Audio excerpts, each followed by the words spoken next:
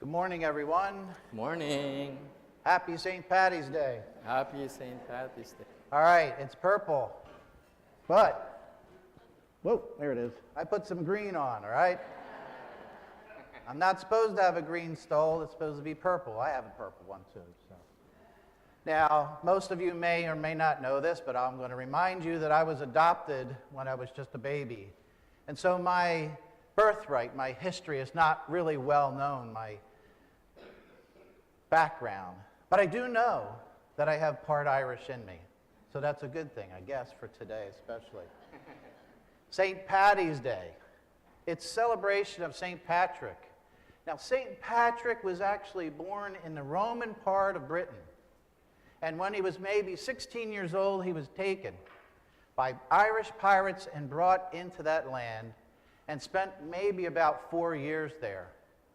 And he started to see some visions even while he was in the Irish country. And then he finally figured out how to escape, made his way back, spent some time back in Britain. Again, more visions. These visions were actually God speaking to him, but he wasn't necessarily recognizing these visions, this communication. It's something similar to a lot of us when God tries to speak to us. Sometimes we don't hear it clearly. But he documented several things that he was seeing and wrote about it, so we know that he went through those things. But God was trying to transform him and did so. He ended up being a missionary and bishop in Ireland, going from a lowly worker out in the fields to be transformed to a missionary, to bring Christ's word to a people who didn't necessarily treat him really well. So, today's readings are telling us about being transformed, being changed, and obviously we have the key witness of Christ being transfigured, changed before Peter and his companions. Now, in the first reading, I didn't see much in Genesis, but I went into Philippians and I said, what do I see? There was a line in there. He will change our lowly body to conform with his glorified body. Well, to conform means you change. And if we're changing, we're being transfigured in that way. We're being transformed.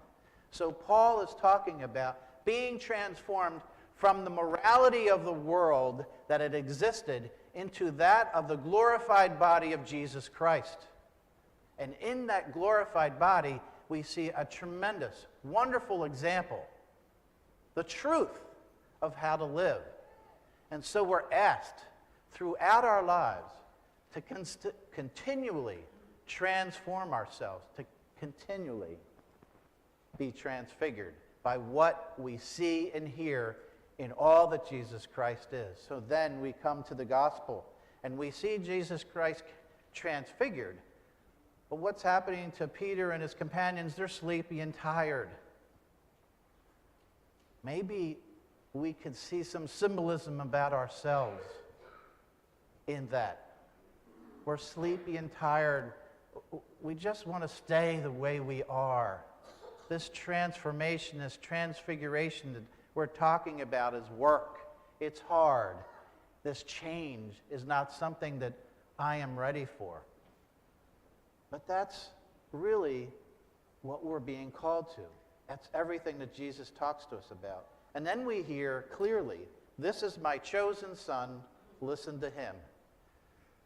So God is giving us clarity that Jesus Christ and all he has done or is going to do and he speaks of is worth listening to.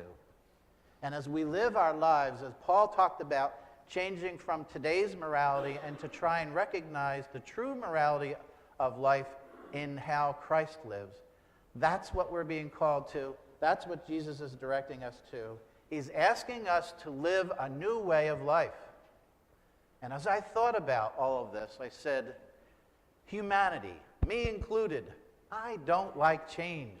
We love to keep things the way they are.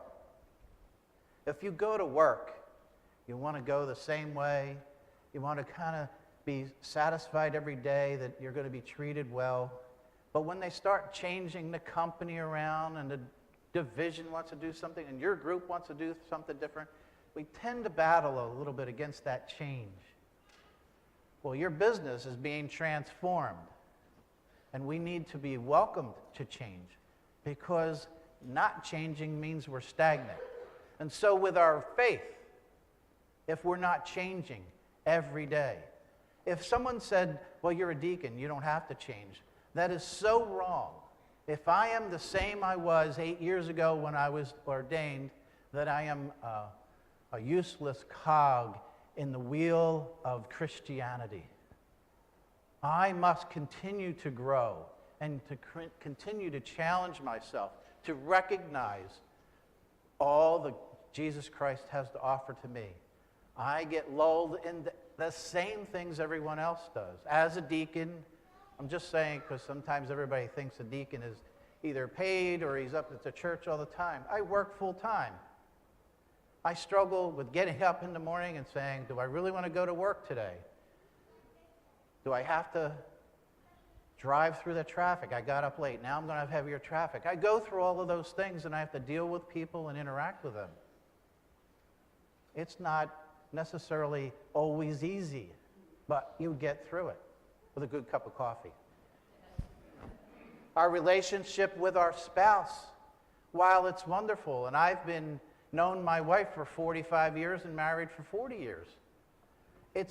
There are times where it's a struggle, but, well, everything worth it. Now, if I was the same person I was when I first got married, and I'm still the same at this ripe old age, well, that doesn't happen. We all change. And if the two of us don't understand that we are transformed through our lives, we won't have a great relationship. But Jesus Christ talks to me and says, though I don't like change, it is for the better for me. And I would hope and pray that my relationship with my wife has grown and become better because I've included Christ and his philosophy in my life. And then when I go to look at my children, now my wife would say she doesn't want them to change. She'd rather have my 38-year-old down to my 24-year-old just like they were when they were 4 and 5 years old. It's much easier. And they're more joyful in some ways, but we find the joy in them now, all right? They're going to change. How do I appreciate all that they are? I grow in my relationship with my children as they change.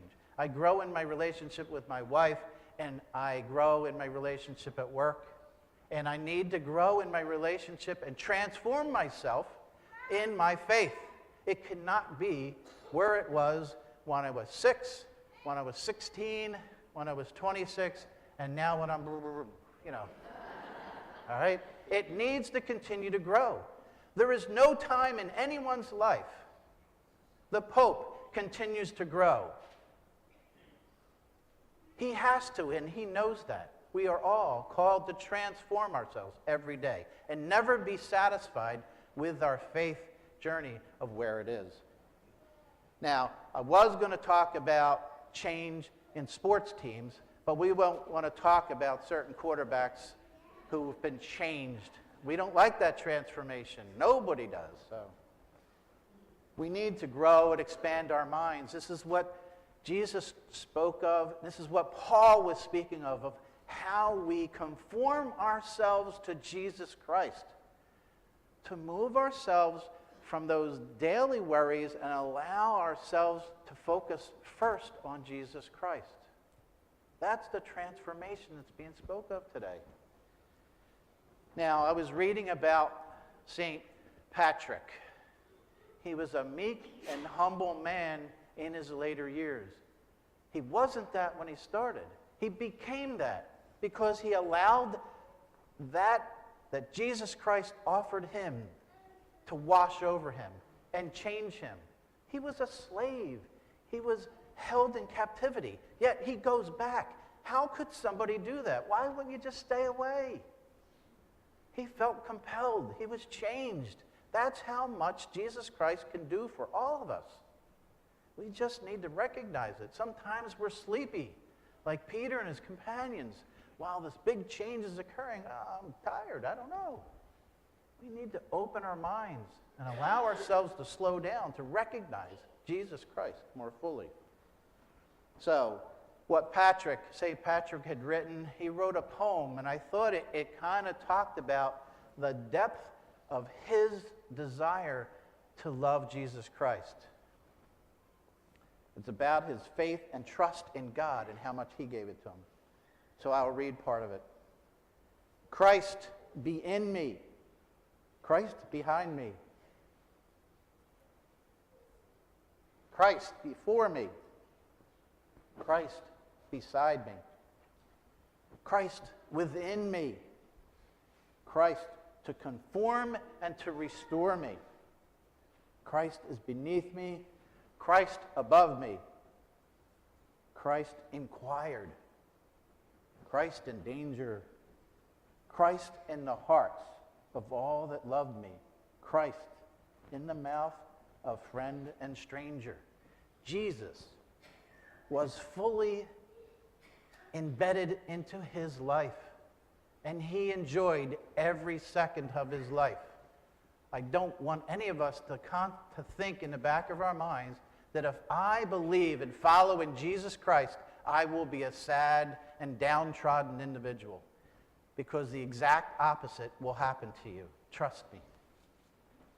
So I just ask you to think about what Paul spoke of today.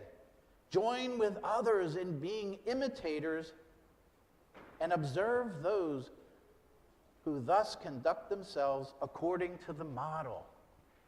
We're asked to follow the model, Jesus Christ. And we see today in St. Patrick that he listened to that and he became a model to follow for us also. So I pray that Jesus will help us to grow and to deepen our faith and in our trust in him. Amen.